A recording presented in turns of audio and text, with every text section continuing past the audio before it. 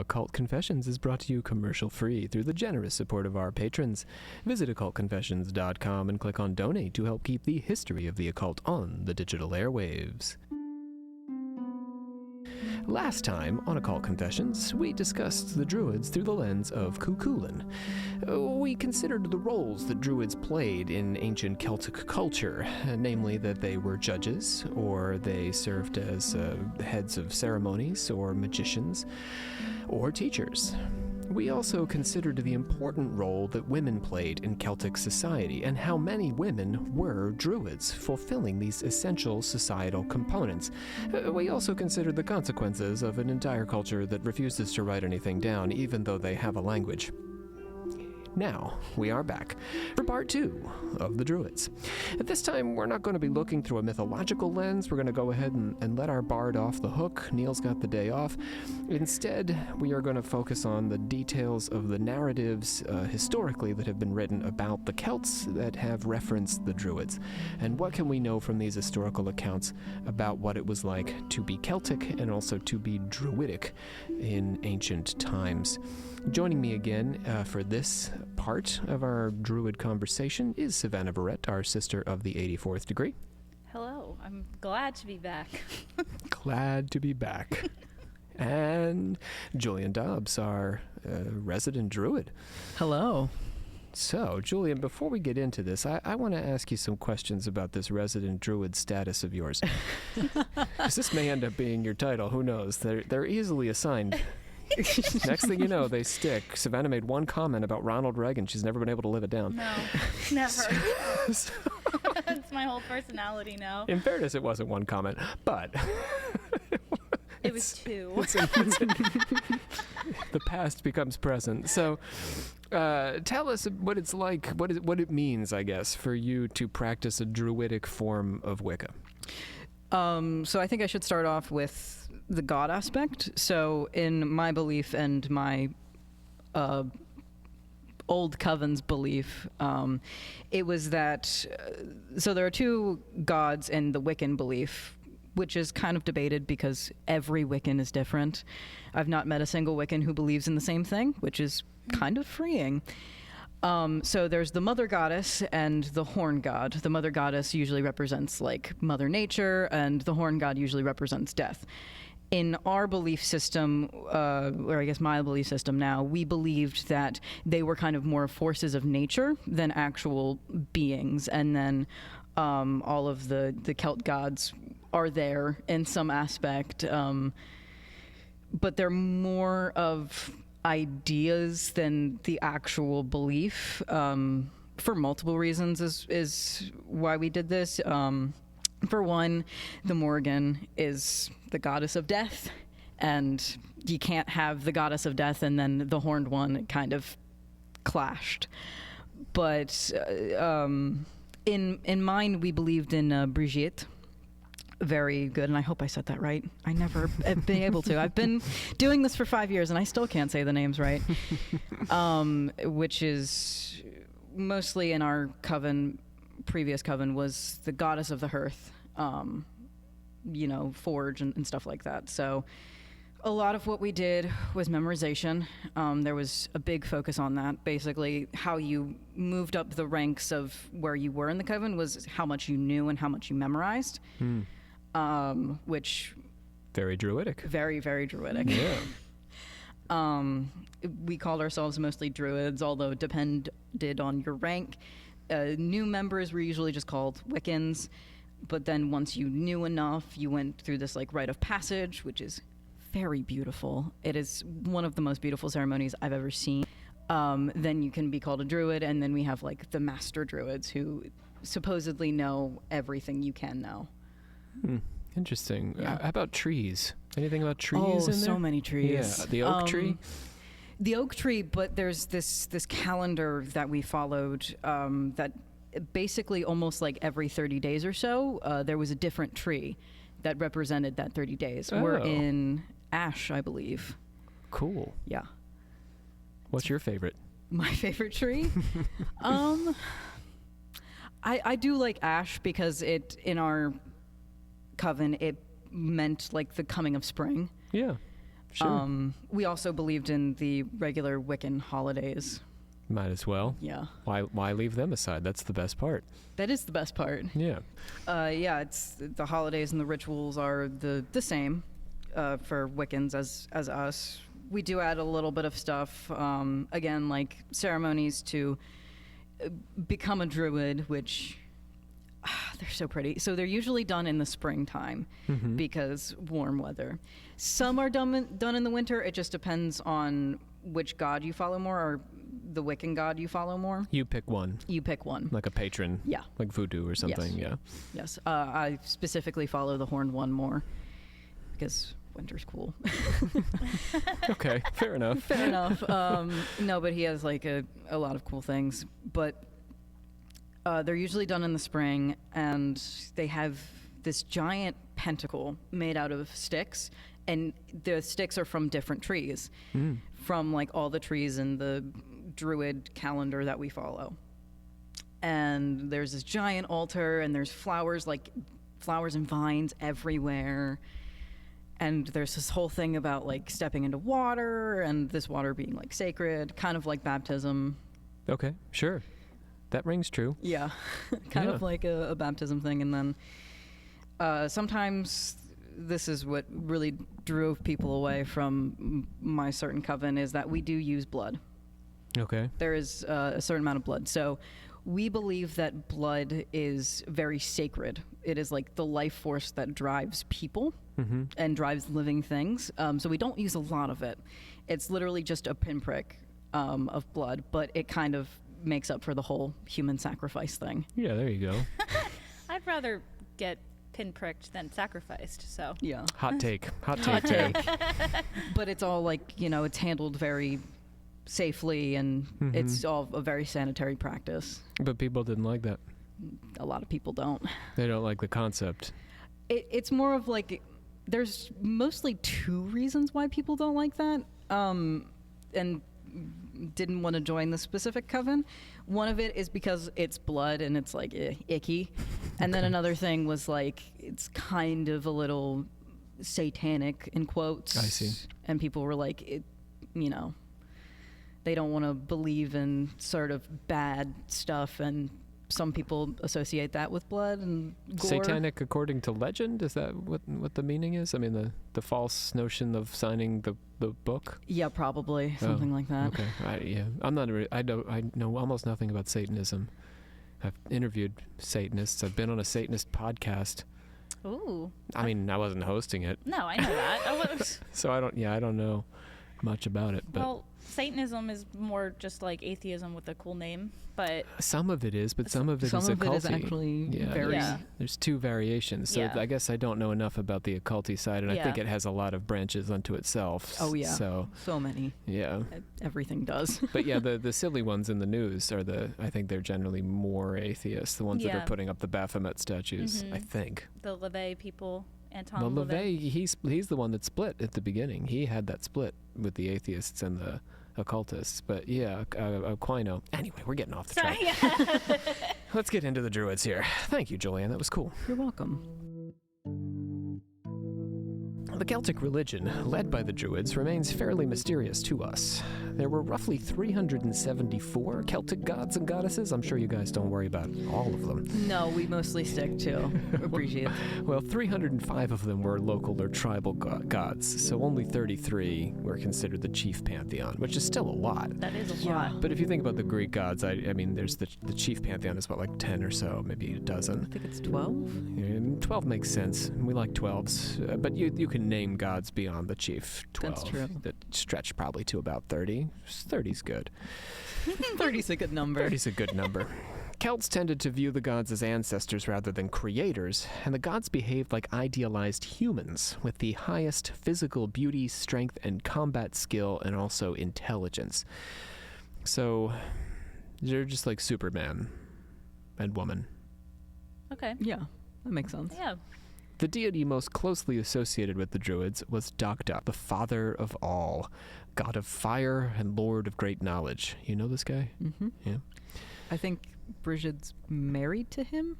Depends on who you talk to, but I think that's a viable line.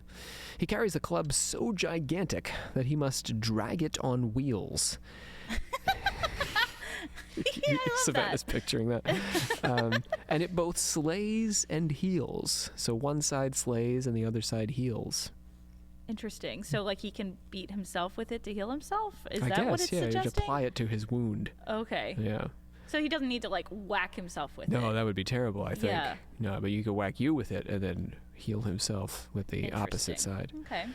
His mount is the horse Asian, and his cauldron Undri is a kind of cornucopia or horn of plenty that, according to Beresford Ellis, became the prototype for the Holy Grail.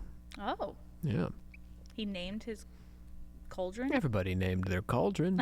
We name our cauldrons. Yeah, they gotta have names. Oh, I just don't have any cauldrons. I well, guess I need once to you get one, Once you have one, man, Oh, you gotta baby. name come it. up with a name. This is Bob.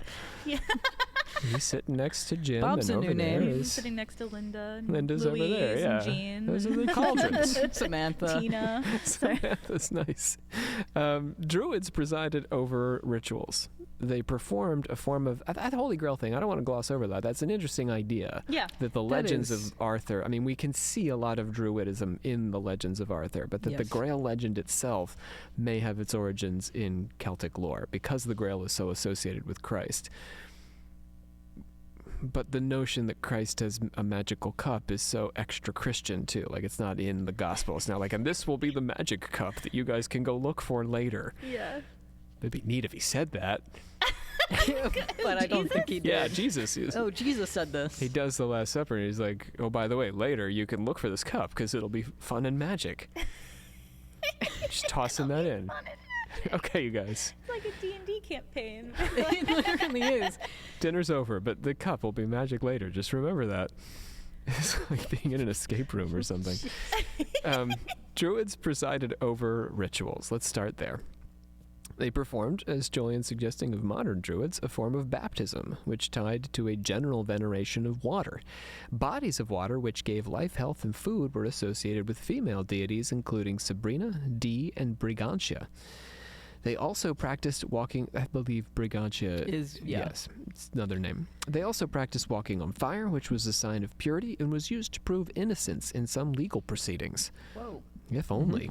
That would have made the O.J. Simpson trial much shorter. It would have. You just caught on fire. Yes, he would have definitely walked across that fire. In Scotland, fire was carried right-hand-wise around dwellings, crops, livestock, or people to ensure things would go well for them. To go the opposite direction would go against the natural order and bring down pain and trouble. At death, water and fire were both incorporated. The body was first washed and then wrapped and placed in a fuat or beer to be burned, not the beverage, Yeah. the beer, to be burned so that evil spirits could not make use of the body. Oh, nice. I appreciate that. Vampire. So there's a vampire lore. Really, we don't date vampire lore all the way back to this point, but It's there. it's feeling like a little vampire-y. I thought you were going to say, we don't date vampires here. But I was like, We don't Well, date vampires here. This is not Buffy the Vampire Slayer. Well, in Savannah. yeah, I date vampires. All right. I did like that show. Druids likely. Oh, well. Sorry, no, I didn't. You I should wasn't probably watch it I now. probably should. I've never you should watched go Buffy. back. Watch True Blood. There's so much you can take in. What was I talking about? You can't. I'm already too sick. I can't You're do too anymore. vampire obsessed. Druids likely engaged in singing at both baptisms and funerals. Dead warriors and kings were buried upright, but most other Celts were laid flat. Fun fact. I don't really know why. Wait, huh? Could you say that again? If you were a king or a warrior, they would bury you feet first. Oh, You'd just be standing. that's interesting. I wonder why. Big hole. Big Or a old deep hole. hole. What are you doing? I don't know. Yeah, Just holding it. you can't touch it. We'll hear that, yeah. Druids were central to the Celtic legal system. They acted as judges at legal proceedings, as well as international judges, capable of calling an end to a battle before it even began. So you'd be Damn. like, I'm going to start a war with Julian over there. And the Druids would show up, and they'd be like, why? And you'd be like, I'm mad. And they'd be like, that's not a good reason. Go home. You said, okay, Druid. Oh, you would have to say, Yeah, okay, you would have Druid. to say, okay, yeah, Druid. That's they're the pretty cool. arbiters. So they were peacemakers in that way. Or they could be. They could also say, oh, yeah, I'd be mad too. Go fight that guy. Julian keeps touching the mic stand. I'm not touching it. No, you I'm messing with you. Please. Their decisions are based on a fasach, which means a legal precedent or piece of generally accepted wisdom. Like, you don't stick your finger in somebody's ear while they're trying to take a piss. We all know that. Yeah, Yeah. That's absolutely. general accepted wisdom. Yeah. It's exactly like that. I can't think of any good examples, apparently, at the moment. I can only come up with That's that. the best example, Rob. So Yeah. Like, don't punch your mom. Yeah, that's a good one. Yeah, step on a crack, break your mother's back. that's just superstition. No. Don't kick your dog. Don't kick your dog. People be going around breaking all their moms' backs and stuff. It'd be a mess. They pronounced the geese or glam de sin. A geese was a prohibition. Cuchulain's geese was never to eat the flesh of a dog, if you remember from the end of our last episode. A glam de sin was a judgment and a curse for violating the laws of God or humanity by punching your mom or kicking that dog. And if the Druids placed a glam de sin against you, you would be rejected by all classes of society. Wow. Yeah. So you'd Yeah. basically become like an untouchable. Mm-hmm. Yeah, this was the only way that could happen to you. Oh. It often came in the form of satirical poetry, so that you were mocked as your punishment was being pronounced. I love that. Insult plus injury equals druid We judgment. should start doing that for people.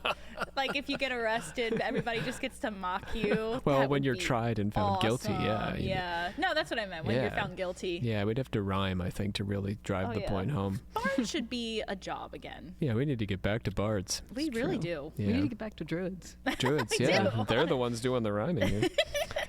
A glam de sin was the end of a judicial process that often began with the trascad, in which I'm throwing a lot of terms out here, and making up pronunciations left and right. It's okay, Rob. Any of these guys are gone. How would we know? Began true. with the trascad, in which a person who believed they had been wronged sat in front of the alleged wrongdoer's door without food until that person volunteered to submit themselves to the druidic justice system. So you went on a hunger strike, Whoa. but on your doorstep. Mm-hmm. That's wild. Yeah. So if you were mad at somebody, you just go to Julian's doorstep and park it and wait till somebody was like, "You okay there?" Yeah, don't starve to death on my doorstep. Yeah, okay, we'll get to the I get to hold the a trial. mean grudge. I'd Yeah. be like, I'm eating in here. You go. You have a limited amount of time. I do not. Somebody was sitting on my doorstep. Let's see how long you last out here. I'll anchor you.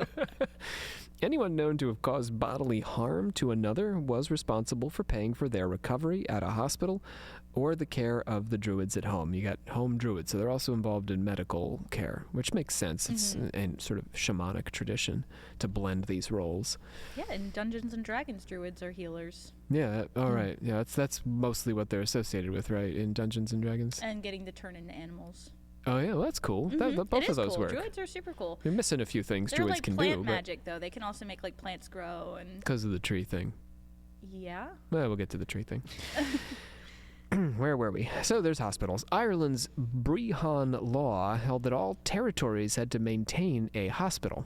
So you would have had a hospital local to you. Nice. I don't even think America does that, but we should. Nope.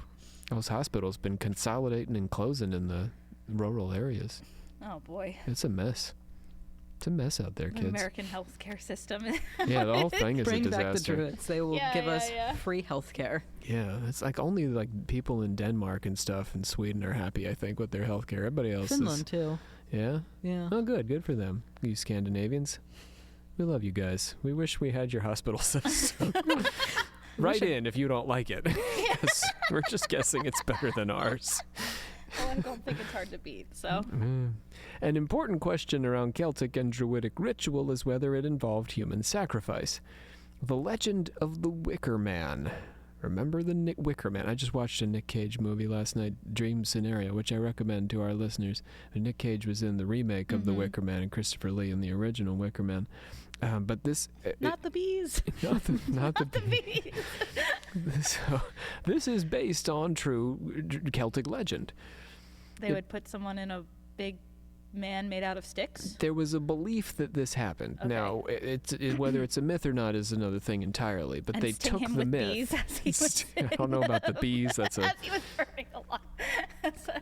So the myth begins with the relatively unreliable historian Poseidonus, who has nothing to do with the ocean god. He is a dude. This guy, he's a historian. Poseidonus, just writing stuff down. Okay.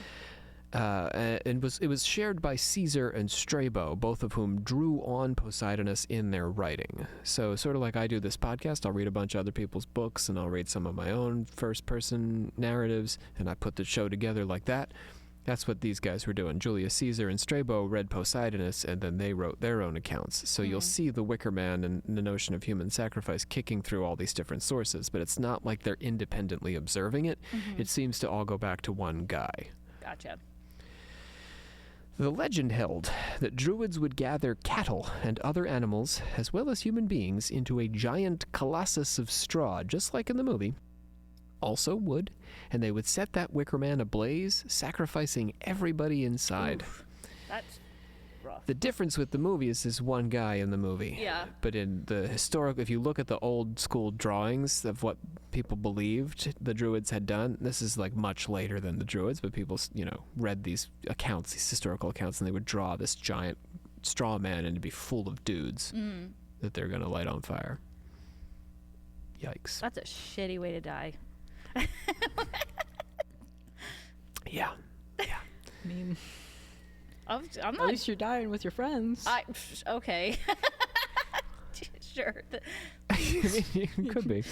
Could be your enemies. Yeah, You never it could be, know. God, I fucking hate this guy. I can't believe I'm burning to death He in let me giant starve man on his with doorstep you. for a whole week. And they put us both in the man. A similar you guys are both a pain in the ass. Get in the man. A similar story held that Druids would cut a man open and divine the future by reading his entrails. Oh my God. But Diodorus said the Druids did not perform this rite, although they may have overseen it. A more likely version of Druidic divination involves the diviner wrapping himself in the hide of a newly slain bull and laying by a waterfall to await inspiration. Seems a lot nicer. Yeah, more Yeah. peaceful. So the theory is that some of these historians took actual Druidic practices that we're more confident of and transliterated them into these human sacrifice practices. Because that looks and feels a little like the entrail thing. We still have a kind of bloody Druid wearing a fresh animal skin. Yeah. Anyway. Druids also performed augury by divining from the flight of birds, casting omen sticks on the ground, reading tree roots or clouds, listening to dreams, or turning the Druid's wheel with writing on staves of wood that would they would turn like a boardwalk game to arrive at an answer. So the big, on the boardwalk, they have those big wheels they turn, you win candy and stuff. That's basically what that is. Oh. Yeah. It's You like a doing that chance stuff? thing. I think we had one, but I don't think we used it that This is often. the wheel of... I guess it becomes the Wheel of Fortune in tarot after a time. Yeah. We did do dream reading a lot. Okay. A lot of dream reading. Yeah, that's good. Speaking of Nicolas Cage movies, Yeah. it's a good movie. You should watch that movie. Dream reading? Dream Scenario. Oh. It just came out, and you can watch it on some different services that I won't advertise here. But Never heard of it before. yeah, it's Nicolas Cage, and it's good. It's not like your standard weird action Nicolas Cage. It's like deep Nicolas Cage, like adaptation Ooh. Nicolas Cage, Oh. like good stuff. Weird. Strange plot Nicolas Cage. In Marseille, a Celtic region that became a Greek colony, they practiced a version of the scapegoat rite, getting back to human sacrifice, whereby a man was treated like royalty for a year and given all the best that the town had to offer before he was thrown into the sea or stoned to death outside the city walls. Scapegoat. I mean, it's pretty cool that you get treated pretty well right before you die. Do you know that you're going to die at the end of Yeah, this? that's the bargain. Okay. Yeah. You carry the sins of the community when they kill you. Oh. So you get to have your year, and then they used to like fatten you up, and then you carry out the sins of the community with you, and they kill you. Scapegoat. Interesting. It would be a goat sometimes. Oh. That's how we get the word scapegoat. Oh. Yeah. So they treat the goat like a king for like a bit? I don't really know how the goat worked, but it would make sense that the goat would have a pretty good year. Yeah, like he gets to live in a bed, like, or a house, and gets to sleep in a bed. Yeah, he gets to wear pants and stuff. I don't know. Gets all the Maybe hay not he getting to wear wants. pants is really the good Yeah. thing. This rite was performed in order to improve the town's fortunes by ingratiating them with the gods, but the scapegoat was a Greek custom, so its presence in a Celtic region that was also a Greek region makes it difficult to discern whether it was a native Celtic or imported Greek tradition. We can't really say, right? Is it Celtic or is it just a Greek thing that Celts did? A lot of us eat pasta. Are we all Italian? Oh, I was like, whoa, what does this have to do with So anything? Yes, random. I love pasta. A lot of us Everybody wet eats- our fingers and stick it in people's ears, even though the Druids told us not to. Well, that means Well, we're going to they're get pissing. banned. Not while they're pissing. St. Patrick, who had Christianized Ireland and wrote quite a bit at the expense of the Celts, whose pagan ways he sought to correct, never mentioned human sacrifice. That's an odd omission, right? That is. Patrick would have said something, Yeah, you'd think. that feels like the kind of thing they'd be like, see, they're evil because they do this. Yes, like Mel Gibson said in that movie. Oh. Apocalypse of something. Irish Celts were also accused of sacrificing the firstborn of every issue. But since Celts did not observe primogeniture in passing down titles and property, that doesn't make a whole lot of sense. Why, like, the sacrifice of the firstborn makes sense in a culture where the firstborn means something. But to the Celts, they never cared about your birth order when they were passing down property or anything. So why would they care about killing the firstborn? You see what I mean? Makes no sense. It's an odd accusation. Yeah. Because the firstborn, like, that sacrifice is only meaningful if we care. Oh, I see. You see what I mean? Yeah, But we don't yeah, care because we don't care about your birth order. I gotcha.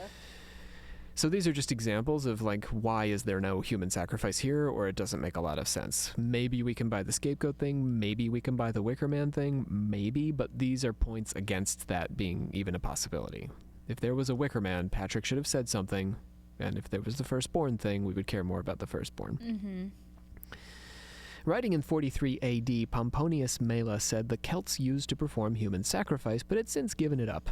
In fact, it's likely that human sacrifice ceased among the Celts in the first millennium BCE, far earlier, and is in keeping with the practices of many ancient religions, including the Mayans and ancient Hindus, who also practiced some light human sacrifice. If the later Celts performed human sacrifices, it was relatively rare, and they were likely accused of it more often by their detractors because of the Celts' widely noted practice of displaying the severed heads of their enemies and nailing skulls above the doors of houses and sanctuaries. I mean, That's true. that's just metal, though. That's your enemies. Pretty metal, yeah. That's not innocent people. And they died on the battlefield, Yeah. so those weren't human sacrifices. But because they're making these gruesome displays, we come back after the fact and say, oh, well, that's because you're doing human sacrifices. You guys are too metal to not be sacrificing humans. We said to Ozzy Osbourne. On the fate of the universe and the soul, the Druids functioned as metaphysical and moral philosophers. They taught that the human soul is indestructible, and also the universe is indestructible. But at some point or other, fire and water will prevail. Huh? Prevail? Prevail. Oh.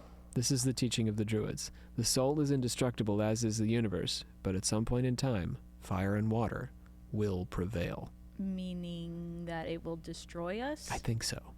But it's what gives us life. But we're also eternal. It's a paradox. Hmm. Belief in the soul's survival was strong among the Celts, so much so that you could write a promissory note offering to pay your debts in the next life. That's fun. It's pretty cool. Yeah, but you're just screwing over your future self there. Oh, you're being pretty honest, too. You're like, I'm poor and I'm not really good at things in this life, but I'm going to be better at stuff in the next life and we'll be able to afford to pay you then. Find a mechanic named Steve in about 20 years. 20-year-old Steve. He owes you $15. That is so weird. I love it. Gauls would sell their lives for money. Their lives, not their wives. Their lives. Who? The Gauls. The Gauls? The French. Oh. Not the Gulls. The Gauls. And not There's a their big wives. difference. Not the Their seagulls. lives. No. Sorry. The French Gauls. The seagulls would sell their wives for money. The French Gauls would sell their lives for money. Okay. Got me so far? Yeah. And allow themselves to be ceremonially executed after a year in exchange for the bounty. You see what I mean? No. I'm sorry. So you'd be like, okay, Rob, how much am I worth to you? And I'd be like, $20, 50 cents. And you're like, okay, $20, 50 cents. Okay, that's a deal. So I would give you $20 to go enjoy for the year. And then after a year, I would kill you. It sounds like the worst deal ever. Well, you would owe me in the next life too, probably. No, because you paid with your life, so. Well, it was only $20. Probably you got more than that. I was about to say, $20 went a lot further back then. Oh, I'm sure it did. I don't even think they had the same 20 currency. American dollars, they'd say. Worth $20 to you? What the? Ancient Celtic you is worth 20 American dollars, which is a lot of money to the Celts. I feel like this little piece of paper is worthless. We never see a Jackson out here. Anyway, the other world of the Celts was a parallel world, much like this one, where you would be reborn after death. This concept of rebirth is worked into the legends themselves, often tied to bodies of water or vessels for holding liquid.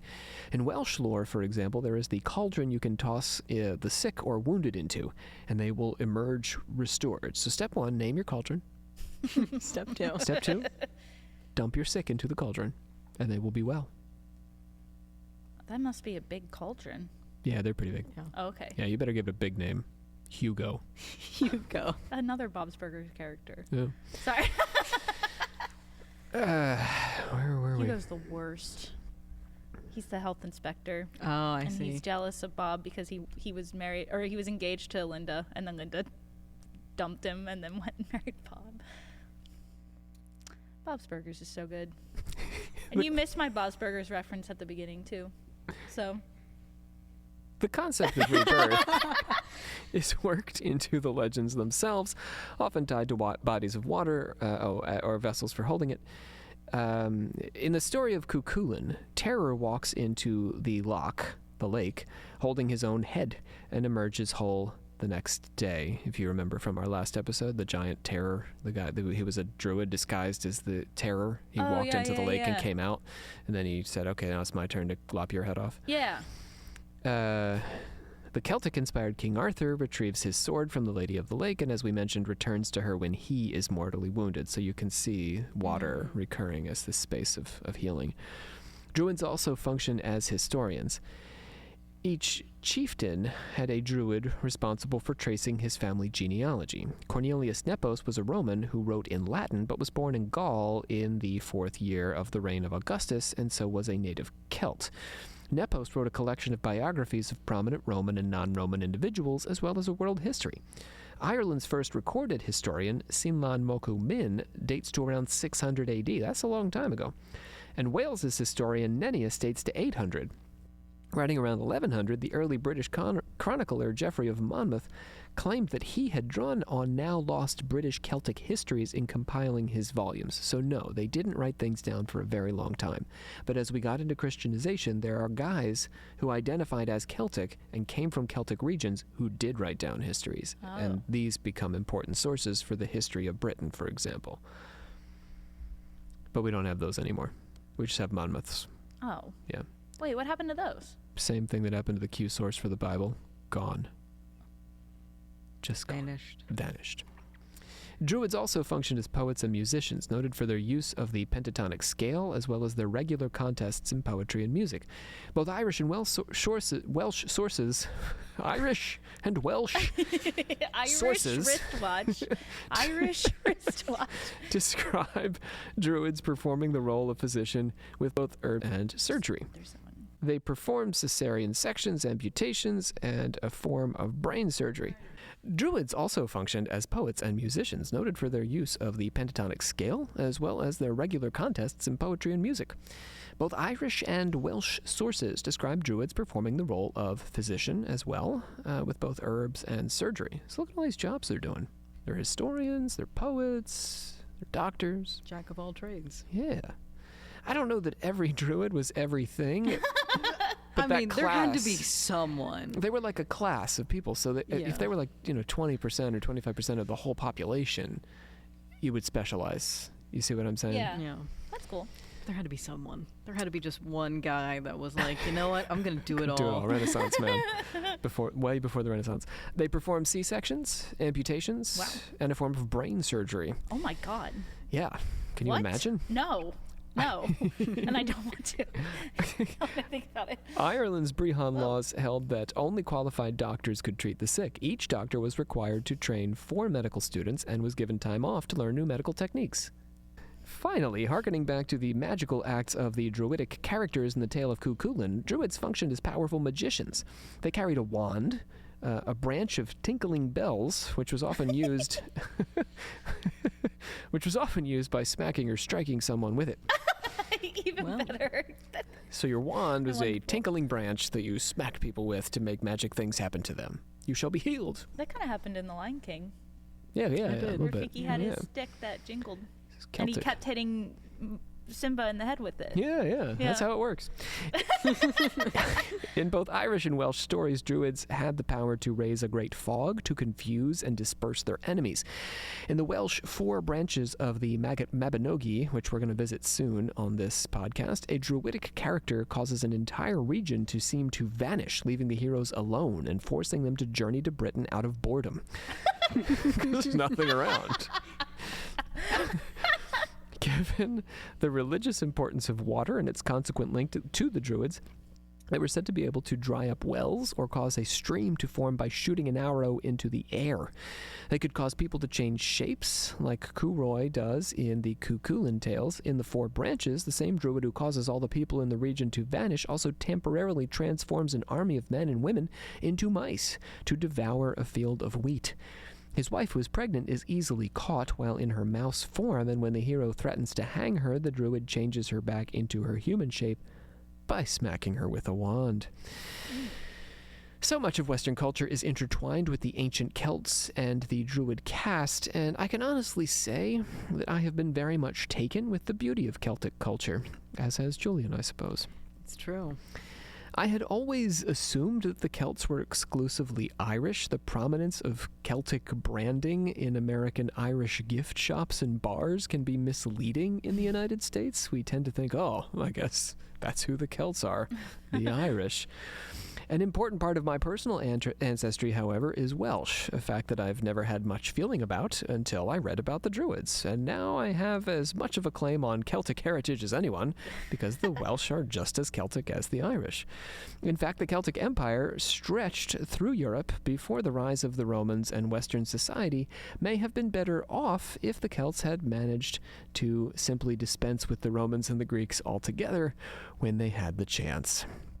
Romans and Greeks were, after all, far more conservative and controlling in the treatment of women, who were by and large regarded as property or second-class citizens.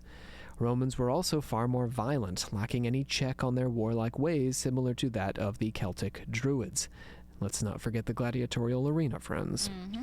It's worth noting that Greek and Roman mythology were far kinkier than the Celtic myths, suggesting a deep cultural repression by focusing on incest, bestiality, and punishment. The Celts, by contrast, had heroes who could be promiscuous, as Savannah has observed, but were far less likely, Savannah, to have sex with a bull, or their sister, or their mother, or to be turned into a flower or a lion for when, how, or if they had sex with someone.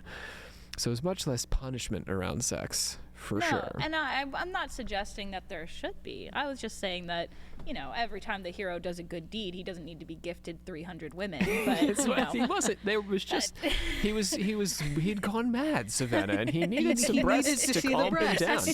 He didn't get to have them. He just had to witness them. Listen to our last episode. If you didn't listen to our last episode, this is very confusing right now. Yeah.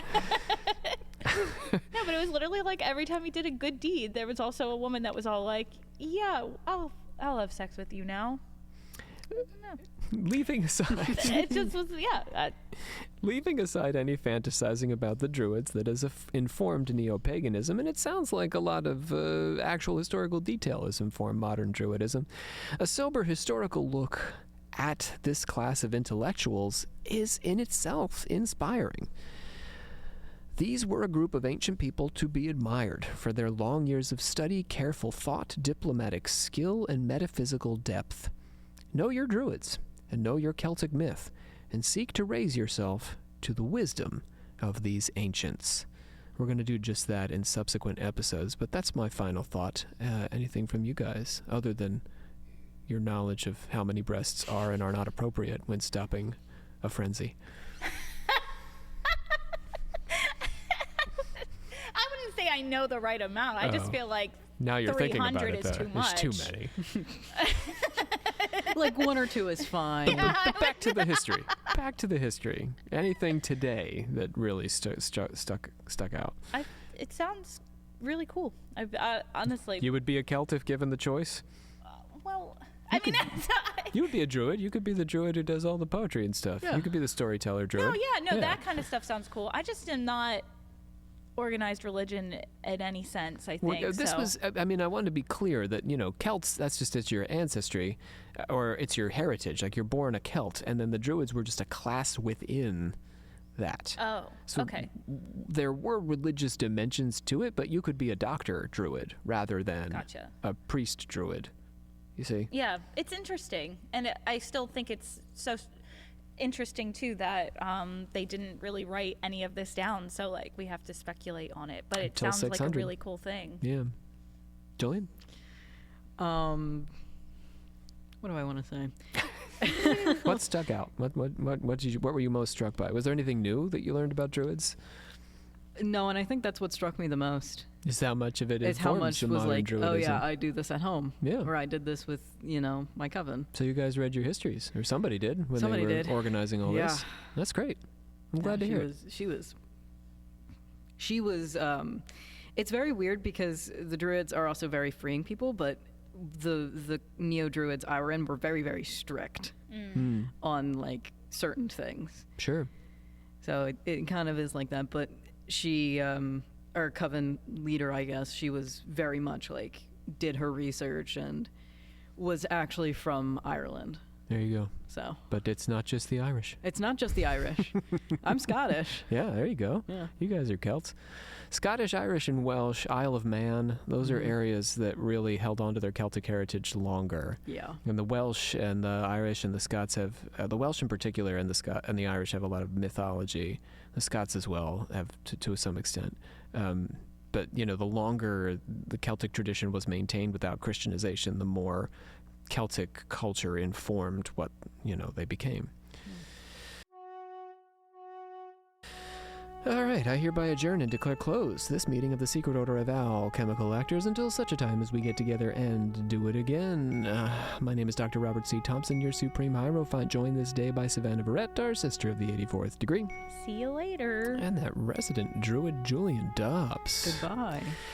Next time here on Occult Confessions, we are going to take a trip down Mythology Lane with the legends of Rhiannon. Rings like a bell through the night, and wouldn't you love to love her here on Occult Confessions?